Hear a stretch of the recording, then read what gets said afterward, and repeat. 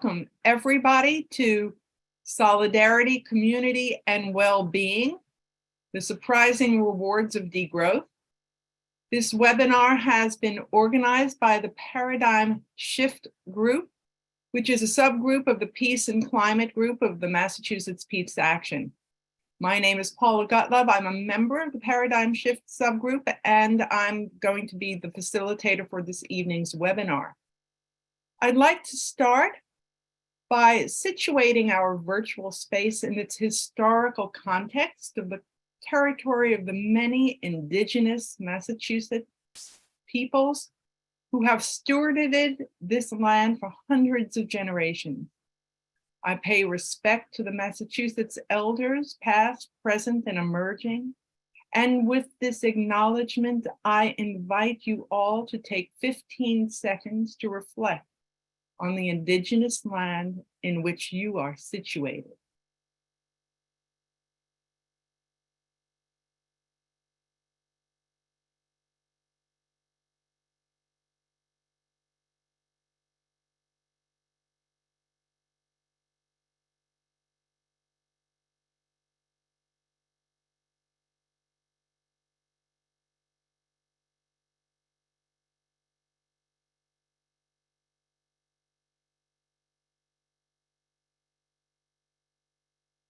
Thank you. So degrowth.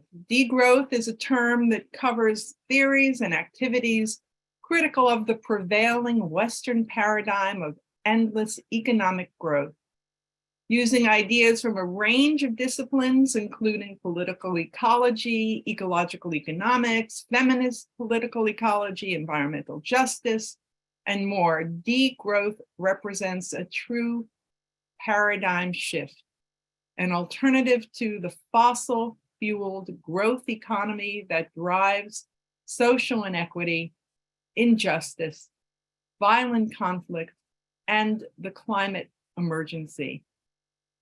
We have two great speakers here tonight who will help us think about degrowth and the rewards such a paradigm shift could bring to both peace and to the climate ecological crisis.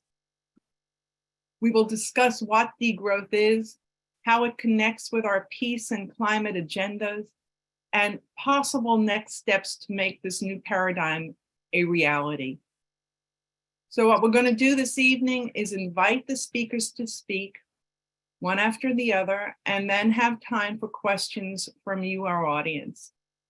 We will be using the chat function for both your comments and your questions. So in order to help me find your questions in the chat box, I request that if you are asking a question, when you post it in the chat, start it with a capital Q. Keep your question brief, one sentence, please, and end it with a question mark. That's how I will know it is a question. Our first speaker tonight will be Peter Victor. Peter Victor is a professor emeritus and a senior scholar at York University in Canada. He has numerous awards for his 50 years of work on ecological economics. His latest book is Escape from Overshoot: Economics for a Planet in Peril. Our second speaker will be Andrew Ahern. Andrew is an ecological organizer. He's a freelance writer and a public educator. He's based in Boston. He's a member of a variety of paradigm shifting organizations, including the Democratic Socialists of America and the Sunrise Movement. And he's committed to bringing about a social ecological transformation. And he believes that degrowth provides us the policies, the tools, and the values to help us end extractive capitalism and bring about a society based on planetary and human well-being. So without further ado, I'm going to ask Peter to take it away, and I believe you're going to share some slides. Yes, I am. I hope everybody can see them now. Yeah. Is that correct? Yeah. Yes. Excellent. Well, thank you very much, Paula, for the introduction. And Good evening, everybody. I'm very grateful to the organizers for inviting me to participate in your session this evening. Degrowth is a vast topic. Andrew and I are going to do our best to give you the gist and to provoke thoughts and ideas, and we hope some good questions. So what is degrowth? Well, there are whole books written on degrowth and many good contributors. I've chosen a definition from Jason Hickel, one of the most prolific writers on degrowth these days, and he defines degrowth as a planned reduction of energy and resource throughput designed to bring the economy back into balance with the living world in a way that reduces inequality and improves human well-being. I just want to focus on a few aspects of this definition. It's a planned reduction, and it's a planned reduction of things that we would measure in physical units, energy and resources, natural resources. We use the term resource throughput because when an economy draws in materials and energy for its use, it ends up disposing of them back into the biosphere in a degraded fashion. That's what we mean by throughput. So degrowth is all about reducing throughput in order to bring the economy back into balance with the living world, recognizing that we've overshot the capacity of the living world to support humans. But to do it in a way that reduces inequality and improves human well-being. So there's a lot packed into that definition, but there's more to be said still. Degrowth is also a critique of capitalism and its dependency on growth based on the drive for the accumulation of capital. And it's also a social movement centered primarily in continental Europe, but with an increasing presence in other parts of the world, not always under the label degrowth, but expressing very many of the same sentiments. Why do we need degrowth? Well, one answer was provided by the recently departed Herman Daly, a wonderful US economist, who argues that we've moved from an empty world to a full world. I want to explain what that means, and I'm using his own diagrams.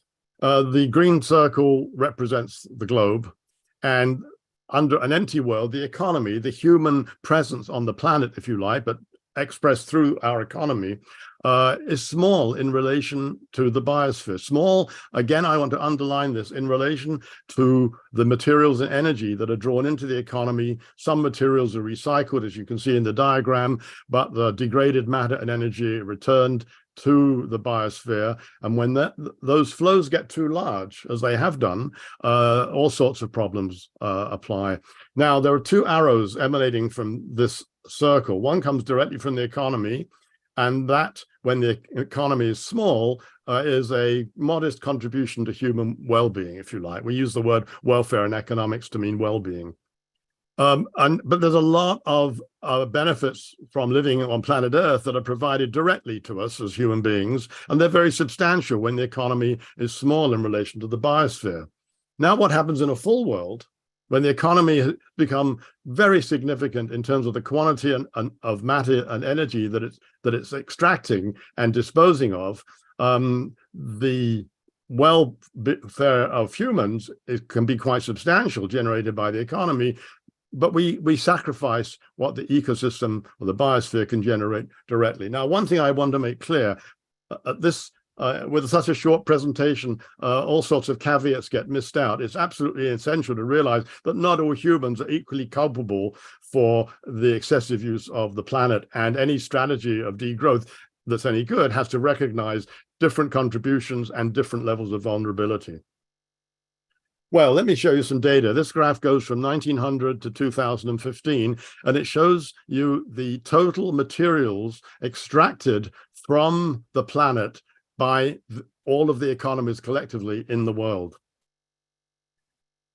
It includes fossil fuels, which are the blue here. So that's a huge component of the energy sources that we use. You can see how significant construction materials are. And then we have biomass and other ores and minerals. Now, I just want to emphasize something here. Between 1900 and 1950, the first half of the 20th century, the total annual extraction of materials doubled. Then the pace of extraction increased up until 2000 and has accelerated again into the 21st century. So these pressures that are put on the planet by our human activity and our human economy are growing and growing faster every year. Here's a second graph. This is intended to show you the burden, or one version of the burden that our activities are placing on the biosphere. We call it the Earth's ecological footprint. And it's comprised of the amount of carbon that we put into the atmosphere that has to be absorbed, the use of land for forest products, grazing land, cropland, and built-up land, and fishing grounds. Around the year 1970, the total ecological footprint, extraction of or use of the capacity of the planet to reproduce these services just about equaled the biocapacity of the planet. And if you divide the biocapacity into the ecological footprint and get a ratio of 1, as this indicates here, that's what that says. But now let's see what happened after 1970. And you can see we're now up to about 1.7 planets worth of biocapacity. No wonder we're in trouble. This is overshoot, and this is what degrowth is designed to address. Well, how does degrowth connect with our peace work and the US military posture? I don't have very much to say on this. Andrew is going to say quite a lot more. But I would just want to show you one slide that I picked up from the US Army website. It says that our purpose remains constant. To deploy, fight, and win our nation's wars by providing ready, prompt, and sustained land dominance by army forces across the full spectrum of conflict as part of the joint force. Now, it's the second part that's so compelling, or so relates very much to this evening's topic.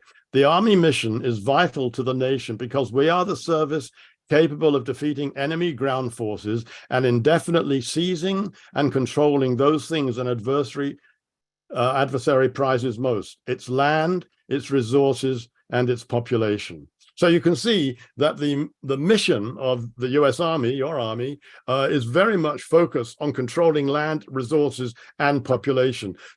The three key elements, if you like, of any degrowth discussion and ultimately strategy.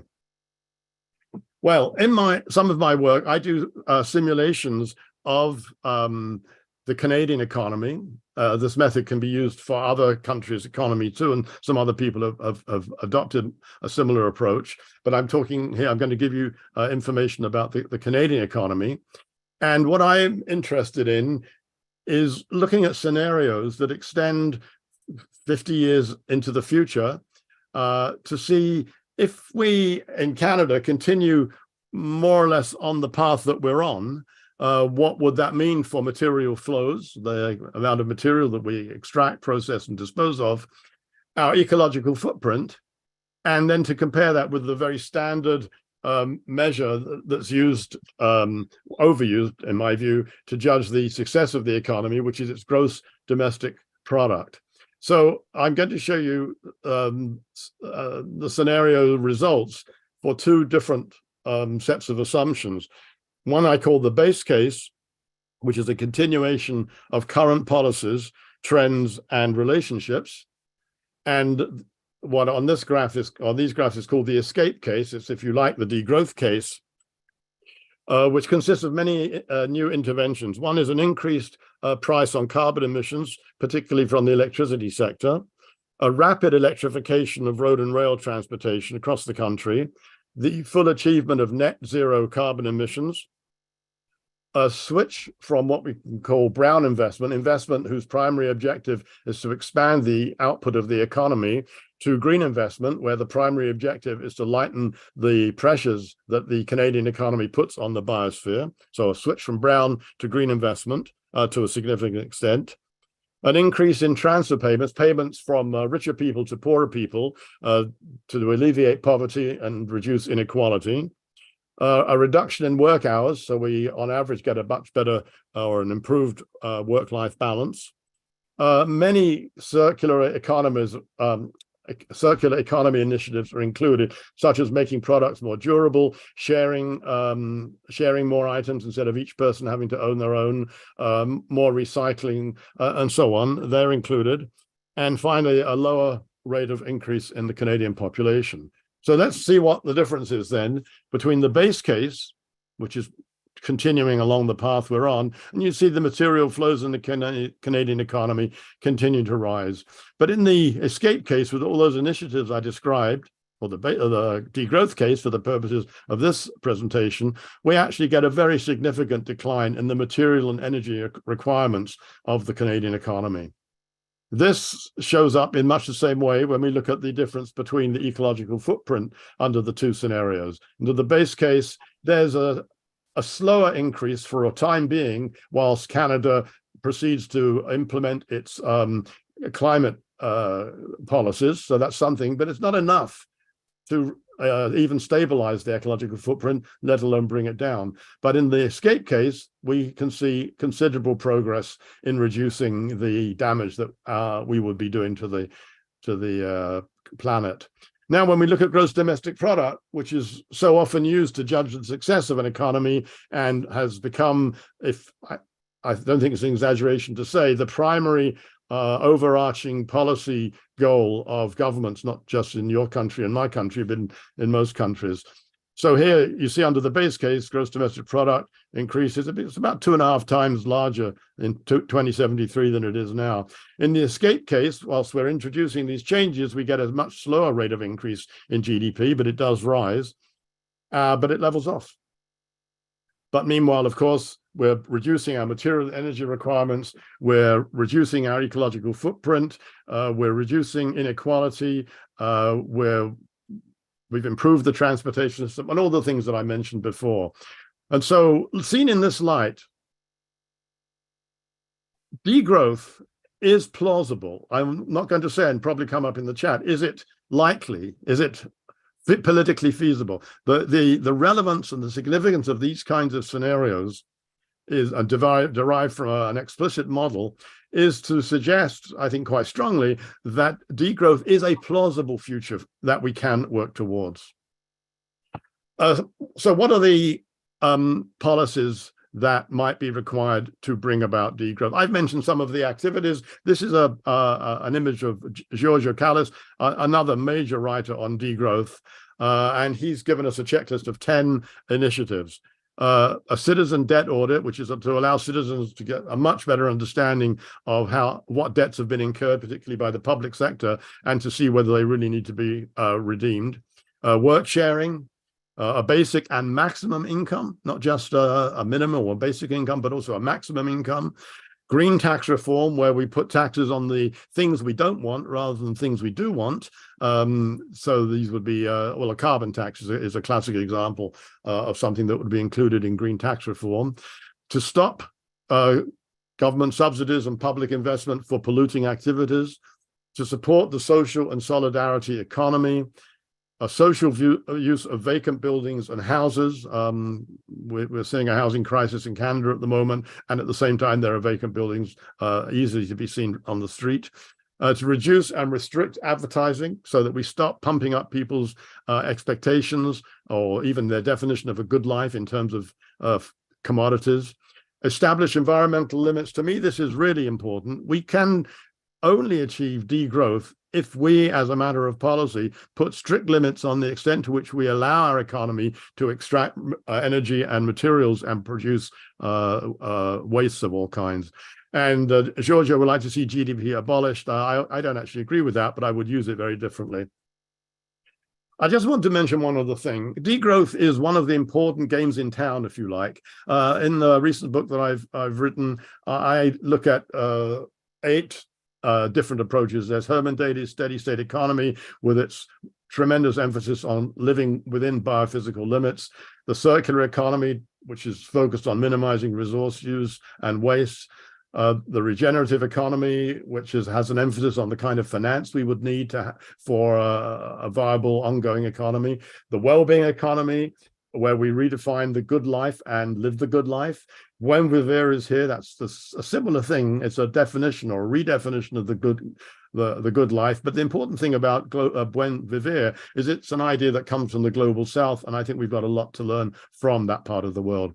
Then 1 minute, Peter. Right, the donut economy, to meet the Sustainable Development Goals adopted by all member countries of the UN, to live within planetary boundaries.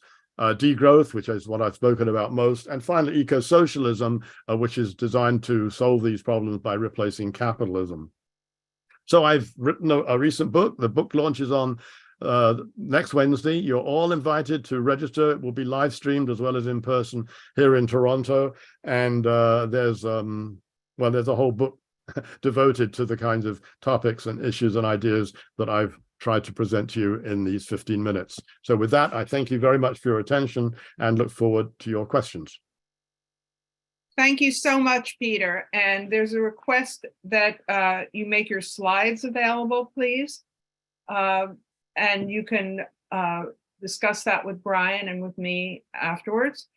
And there will be other questions. Andrew, we're welcoming you to take the floor and to put up your slides. Yes, absolutely. Thank you very much. It's a pleasure to be here. I'm going to turn off my video. I hope that's okay, just because I have a tendency to buffer and I want to make sure everyone hears me clearly. Okay. All right. Everyone can see and hear me all right? Yep. Okay. Great. Thank you so much, Peter, for that excellent presentation. Very concise, lots of really good stuff. So I share many of Peter's views and thoughts on degrowth and would like to add to what Peter said, but with a different focus, really focusing on the societal transition agenda for global ecological justice that I think degrowth really emphasizes. So what follows is from a recent article I had published in a magazine called Science for the People, where I argue that degrowth is one of, if not the only, environmental programs that can provide all people with good lives while living within planetary boundaries and achieve justice for the global South. So upon trying to figure out what I wanted to share with you all tonight, I thought my argument in this article very much aligned with the work that MAPA is doing as a peace and anti-war organization.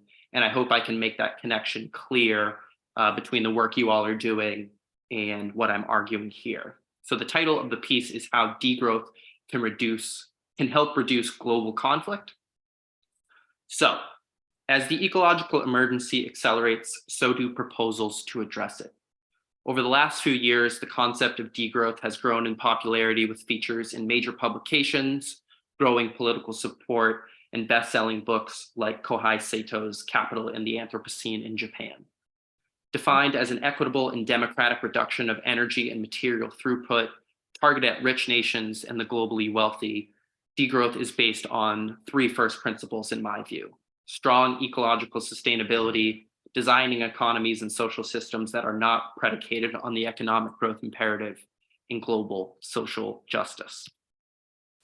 As Rahula Gupta describes, degrowth emphasizes a time-rich society of solidarity, equality, and mutual care, redistribution of resources, and proper democracy based on extended political participation, all ways of living proven to enhance well-being rather than anxiety-producing materialism.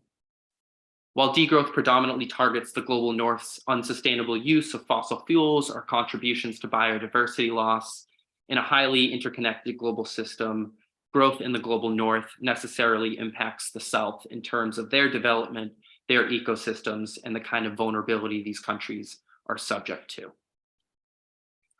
At the most basic level, increased economic growth means more demand for energy and materials.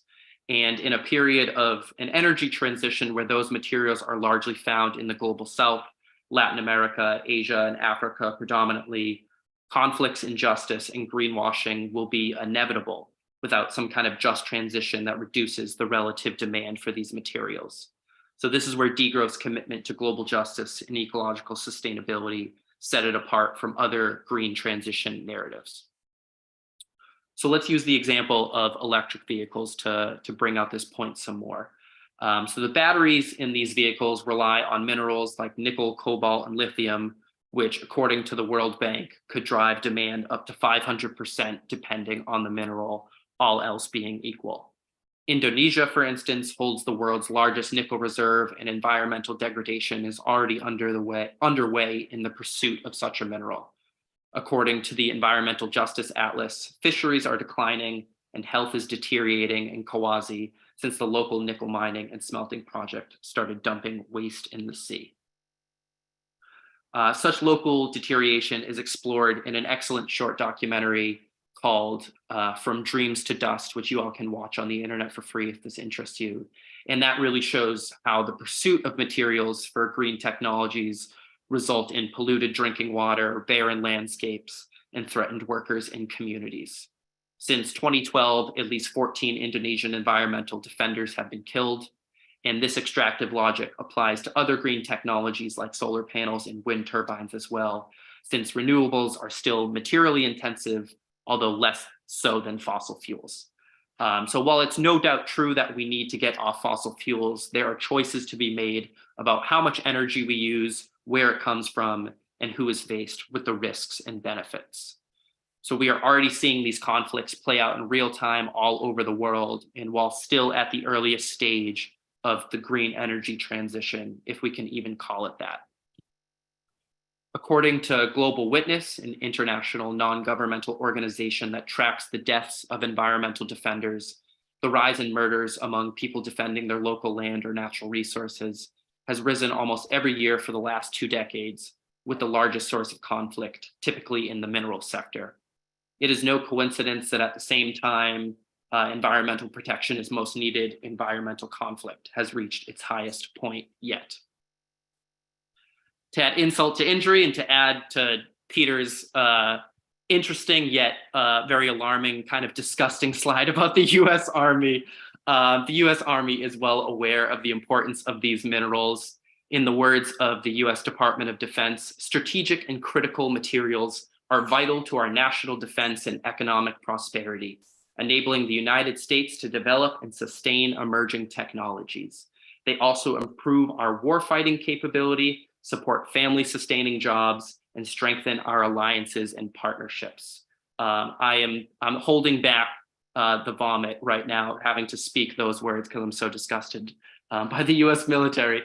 But in no uncertain terms, the US military sees access to these strategic and critical minerals. Critical minerals is a term maybe some of you have heard. It is a military term. So they see these minerals as vital to sustain economic growth and the United States' dominance on the world stage. So unfortunately, without drastic changes in energy demand, this trend will only continue. Given these technologies and materials are largely to service the global North's high consumption, a reduction in energy and material use by rich nations would reduce the potential for environmental conflict in the global South. In addition to reducing conflict over the minerals themselves, it would also help hasten our pursuit of a more sustainable society, thereby reducing the impact of climate change and environmental degradation in countries like Nigeria or Pakistan, both which experienced major floods this past year. As research demonstrates, countries struck by climate-induced disasters see a rise in authoritarian governments and draconian policy shortly in its aftermath. A warming world spells increased oppression among the world's poor, both directly by ecological disasters and how governments decide to respond.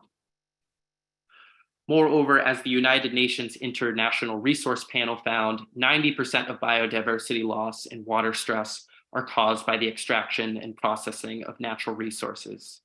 A reduction in energy and material use would thus also reduce biodiversity loss, another area of life and death struggle for many, especially indigenous people in the global South. So degrowth increasingly appears as one of, if not the only, Northern political programs that can avert ecological collapse, ensure global justice, and provide everyone with good lives. A scenario where demand for production and consumption is reduced in the global North would allow the global South countries room for their own development without having to service Northern growth or follow the ecologically destructive path set by the United States and Europe. Degrowth seeks to reverse this unequal ecological exchange where the North and South's resource use converge. In such a scenario, global South countries could focus on using their own productive capacity and resources to meet their own needs. For instance, according to the research by Jason Hickel and his colleagues, an estimate of roughly 43% of global North materials come from the global South. They state in this paper, in 2015, the North net appropriated from the South 12 billion tons of embodied raw material equivalents, 822 million hectares of embodied land, 21 exajoules of embodied energy, and 188 million person years of embodied labor worth $10.8 trillion in northern prices, enough to end extreme poverty 70 times over. Over the whole period from 1990 to 2015, drain from the South totaled $242 trillion. Such an analysis, Hickel and his team claim, confirms that unequal ecological exchange is a significant driver of uneven development, inequality, and ecological breakdown. A degrowth program that is international in scope and decolonial in principle will lessen environmental damage, raise living standards for billions of people, and provide some level of equality on the world stage. It should be noted that degrowth is not a zero-sum game where those in the global north would be worse off than before. In my opinion, life would be much better for the global majority, whether you live in the United States or in Ecuador. While it can't be denied that degrowth would allow us to avert ecological breakdown, these types of policies and provisioning systems at the heart of the degrowth program would put a special emphasis on well-being and sustainability in all countries. In a degrowth transition, as opposed to the grow or die ethos of modern economics, all people would have access to life's necessities: healthcare, education, housing, energy, internet, what some call a social guarantee. Moreover, people would work less and have more free time to enjoy friends, family, and nature. People would buy less consumer goods since these items would have repair mandates. People's health would improve due to less pollution from fossil fuels and more plant-based diets as well. There's a bevy of research demonstrating how we can collectively live better lives than we do now while reducing our use of energy and materials. Critics of degrowth often ask, who would this vision appeal to? And the answer is the people. It's everyday people. In my own research analyzing the world's citizens' assemblies, I found that randomly selected citizens preferred policies that fit within the degrowth framework, including the reduction of energy use, transportation systems centered around walking, biking, and public transit, and minimizing flights, just to name a few. In the case of Spain, their citizens' assembly advocated for increased understanding of degrowth among the population. Poll after poll shows that people prioritize the environment over economic growth. Contrary to bad faith projections coming from both the political right as well as some on the political left, people are willing to enact much more radical ecological policies than political ideologues are willing to give them credit for. Degrowth, as it has matured, is no longer becoming an evidential question, but one of strategy and how to gain political power. Which leads me to my conclusion. In order to implement a degrowth program, we do not have the privilege of only focusing on one sector or only doing policy work or only electing the right people into office. We need every tool at our disposal, from blocking fossil fuel infrastructure to building renewable energy, shifting to plant-based diets and human-centric cities, to shutting down polluting and destructive industries like the US military, and so on. In conceptual terms, we need to 1, build power, 2, create alternative institutions and practices, and 3, shift people's consciousness. What is so exciting to me about degrowth is that the movement is thinking in terms of the societal size change we need with positive policy prescriptions and a revolutionary fervor to take on the capitalist and colonial class towards a free, just, and ecological society. And this is where you all, as anti-war peace activists, fit in. A key industry for degrowth is the US military. As it stands, the US military is the world's largest institutional polluter, emitting more greenhouse gases annually than over 140 countries, largely due to its massive transportation system.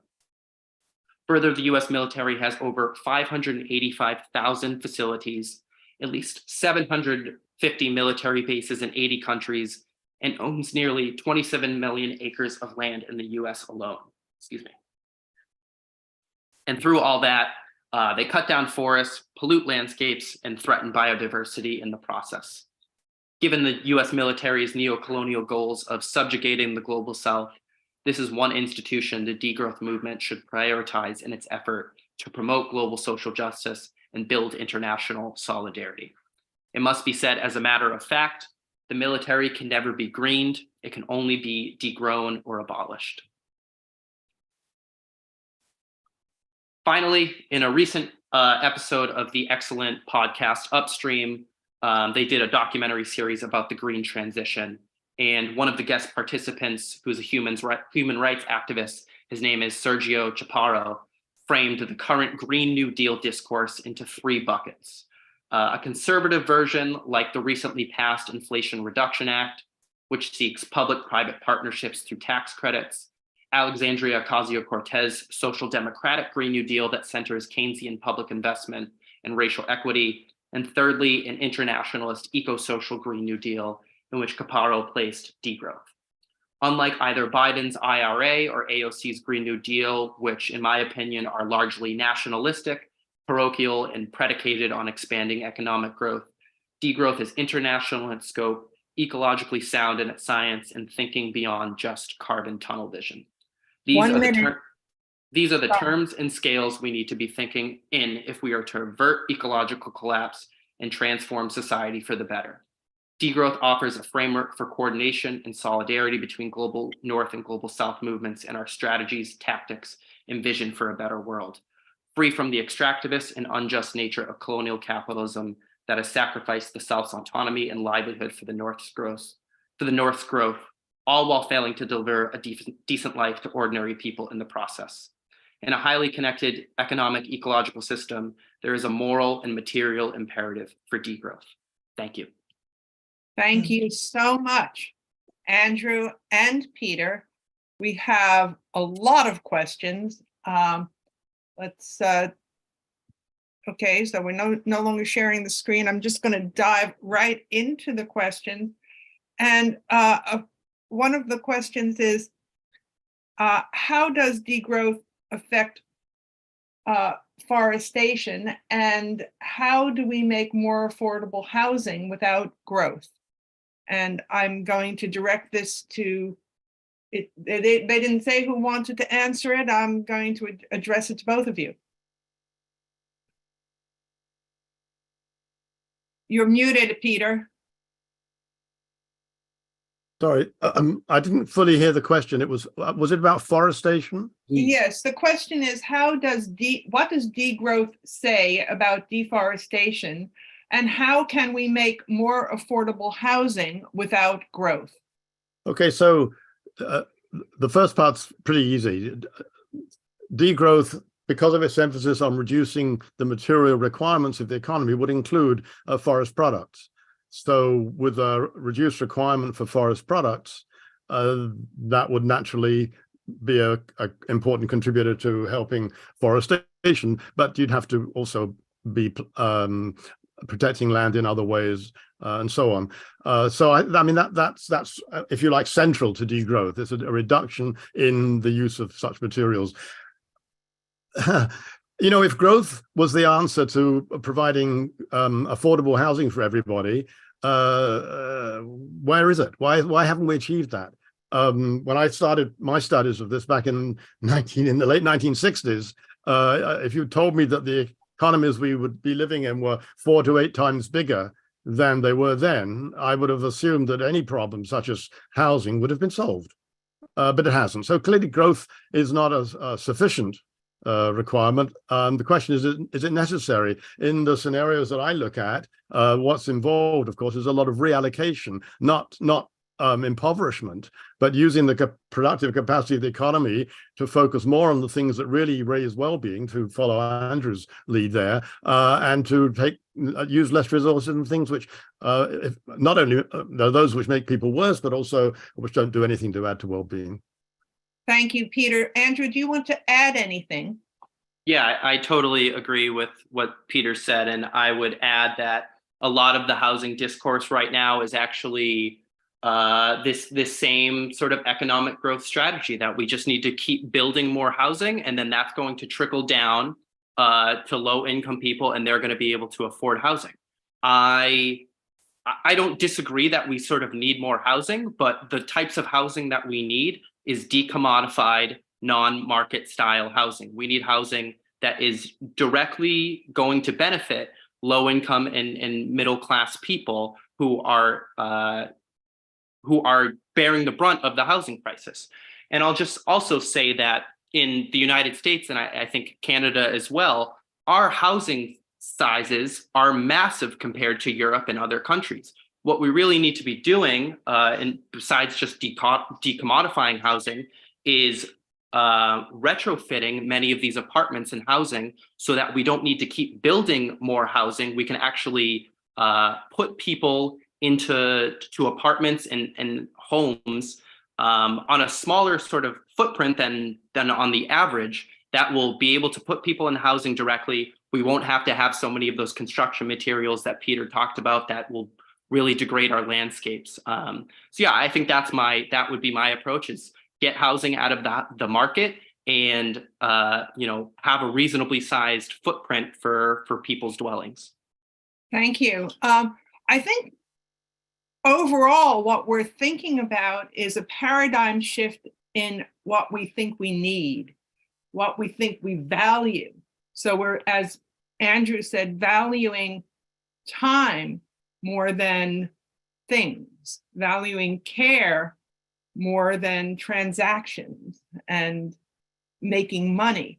So it's a consciousness change. And one of the questions is, how do we create this paradigm shift, this consciousness change, so that people can embrace degrowth in a positive way? And Andrew, you're saying that people already do embrace degrowth. Why is it that we're not seeing this? I can try to go first.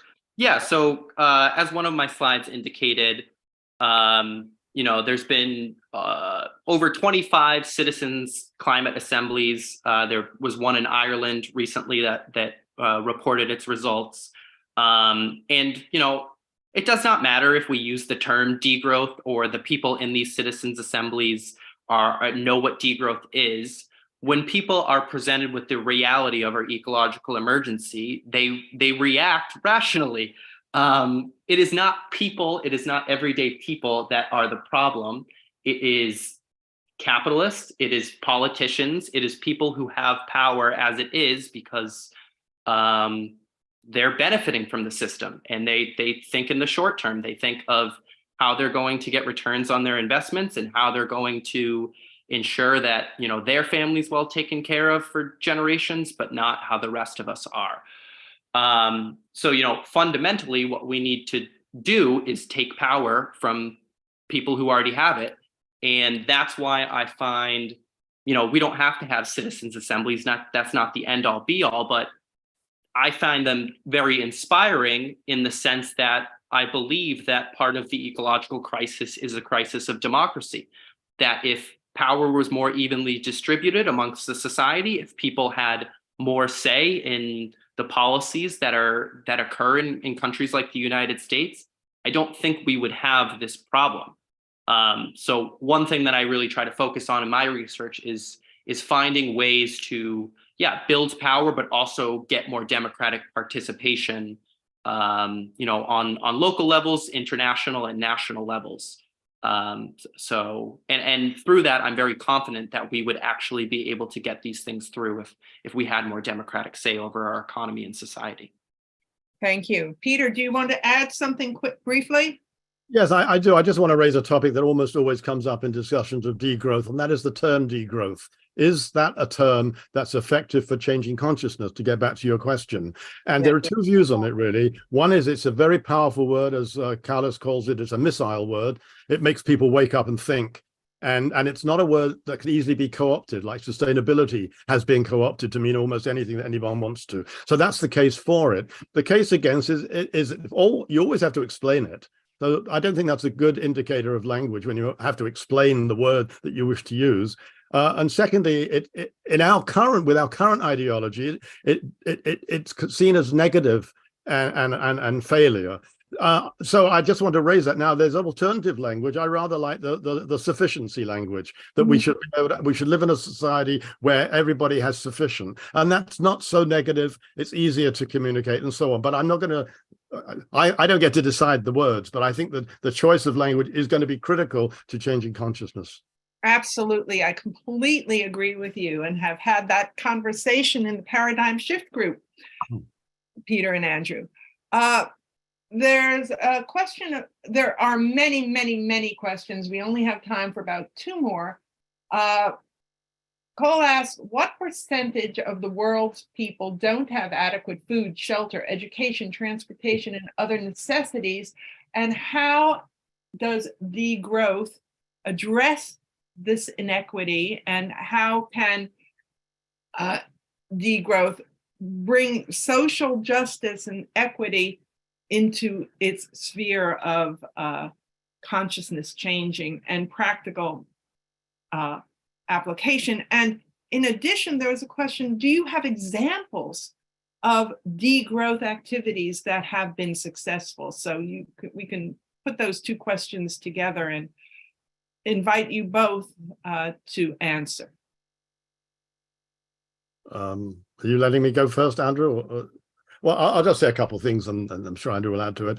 In terms of examples, as far as I know, no national government has adopted degrowth as its primary objective. You could point to Bhutan, which talks about gross national happiness, shifting the emphasis. There are the well-being governments, Finland, Wales, Iceland, a couple others, which have adopted well-being as their primary objective, but they haven't gone as far as degrowth, at least not in the way Andrew and I have described it. But they're moving, you could say, in that direction. So there are examples one can look at a more parochial level. We have a green belt around Toronto, protected by law, designed to prevent the city from sprawling further than it has. It's under attack at the moment by our current provincial government, but nonetheless, it exists. That's an example of where a society has said, we must limit ourselves.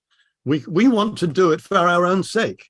And there are many, many examples where efforts have been made to protect, well, national parks in your own country are a good example. That's not enough, but it's something to build on.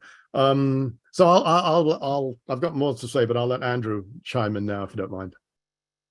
Yeah, I'll try to answer, I think the person's name was Cole. I'll try to answer their first question around what sounded like, how many people sort of lack access to life's necessities. And, it's hundreds of millions, if not billions of people, largely found in already low income global South countries. And some people will hear that and go, oh, well, then we can't have degrowth. But degrowth is not aimed at those countries. There is almost universal acceptance within the degrowth community that part of the reason why we need degrowth in the global north is to allow those countries to increase their use of materials and energy to have that sufficient life. But if we're trying to increase their resource use while also increasing the global north's resource use, and we're already sort of in this overshoot economy, it's only going to get worse.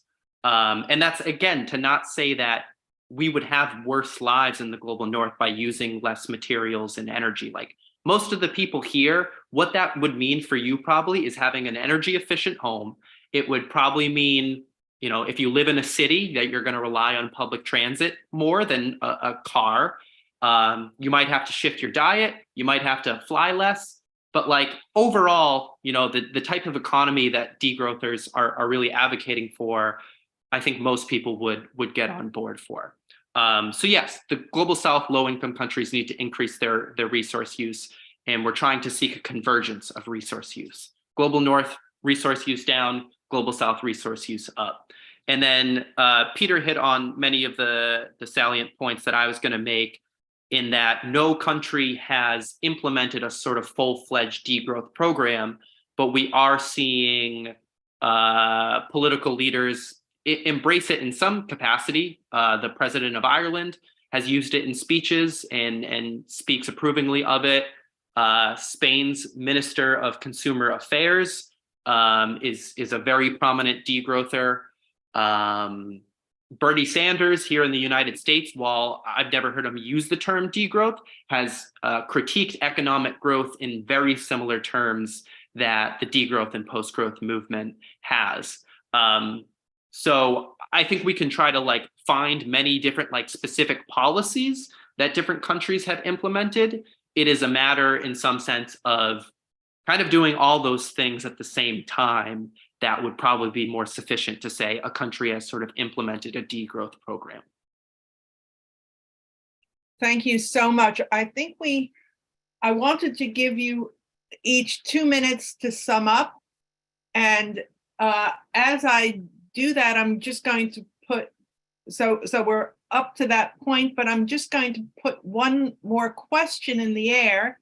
So as you sum up, you can address this question.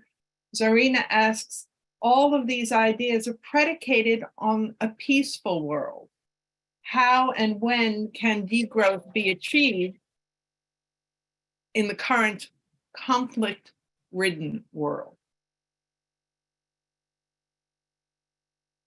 Well, you know, if we knew how it could be achieved and it could give a short, convincing answer, it would be a totally different discussion.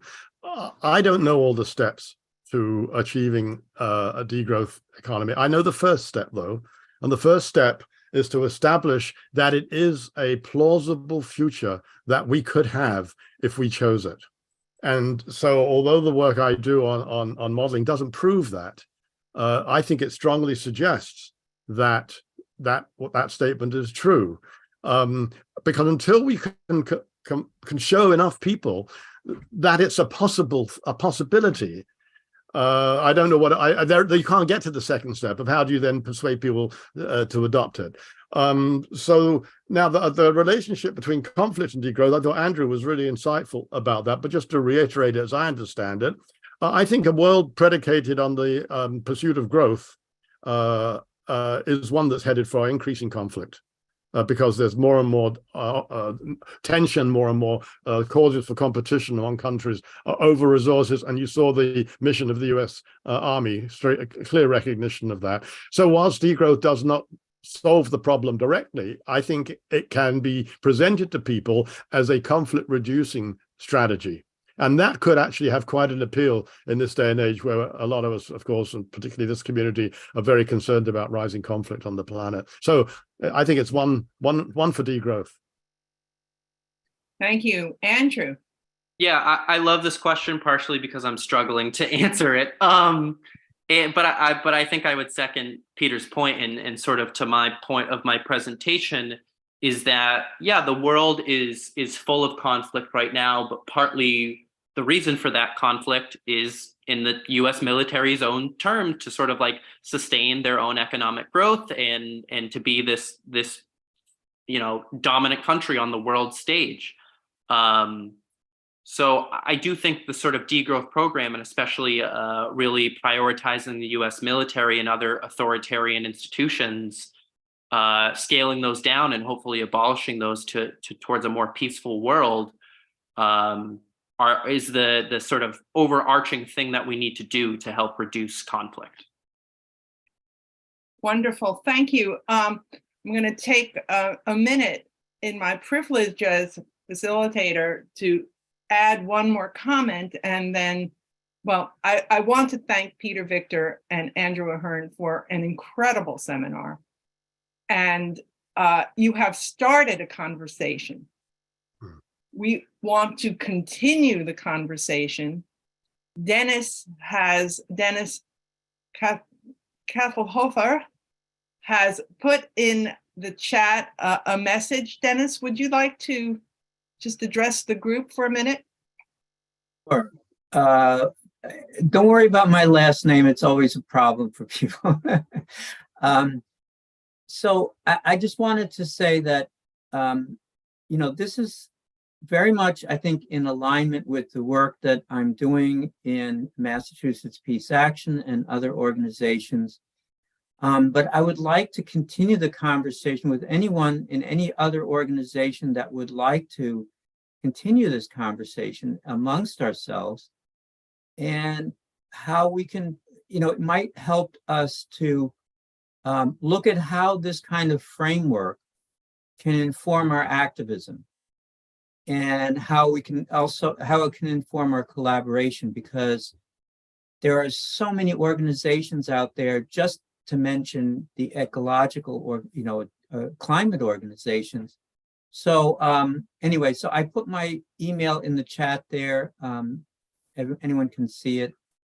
Thank you.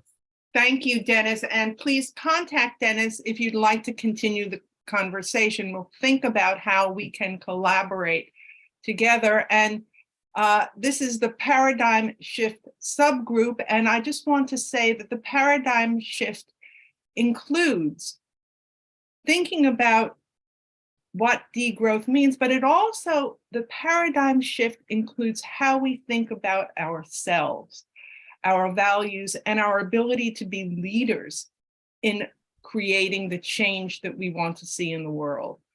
Understanding and implementing degrowth underscores that we are all mutually vulnerable. We are all globally interconnected and interdependent. And conflict and the crises that we're seeing, they can also be seen as opportunities for change. If we reframe conflict situations into opportunities for collaborative problem solving. And in doing so, we're reframing and we're having a paradigm shift in what it means to be a leader. Because the leadership paradigm that growth demands is one leader with power over many.